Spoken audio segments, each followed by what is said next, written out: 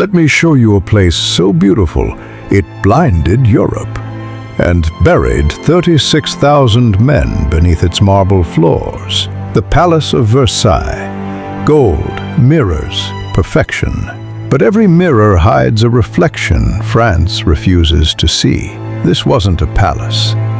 It was a mass grave disguised as a monument. And behind every chandelier, there's the stench of disease, sweat, and unpaid labor. Versailles wasn't built by artisans.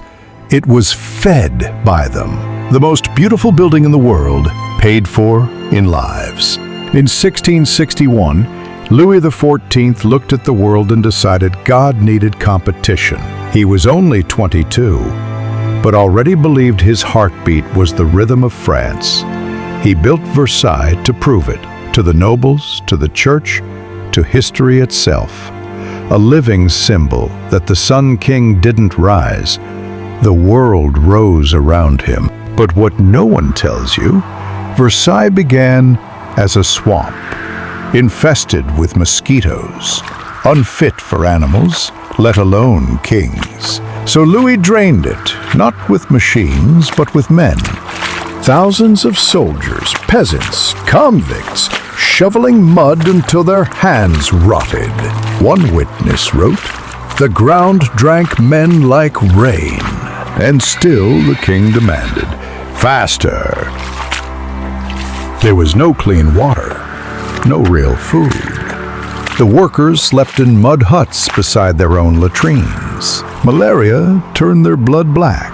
Dysentery stole the rest. Bodies were buried beneath the same dirt they dug, and replaced the next morning by new ones. When an overseer once asked if they should rest the men, the architect replied, "His Majesty rests when France sleeps." Do you see the stars asleep? Versailles devoured 20 years of their lives, and their lives fed its walls. It grew like a tumor of gold. Finally, the palace was complete. 700 rooms of divine arrogance. Nobles wept when they entered the Hall of Mirrors. 357 mirrors reflecting infinity. But those reflections lied, because behind the glass, workers were melting lead and mercury by hand to create that illusion. Fumes filled their lungs. They coughed silver. They died glowing. Each mirror was literally forged in poison.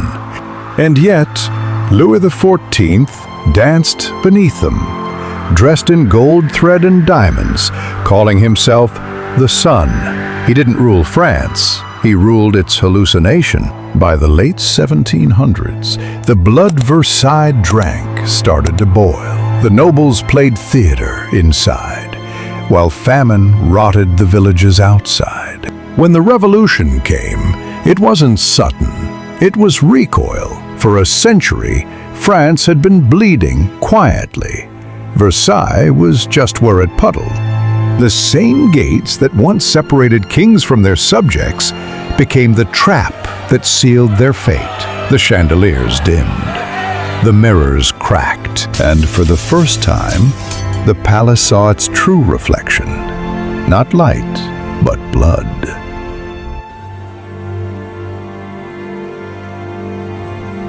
Today, millions walk those halls, whispering about beauty and glory. But if you listen closely, the walls hum differently. Because Versailles was never about elegance.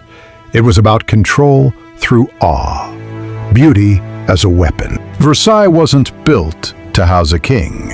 It was built to bury the truth.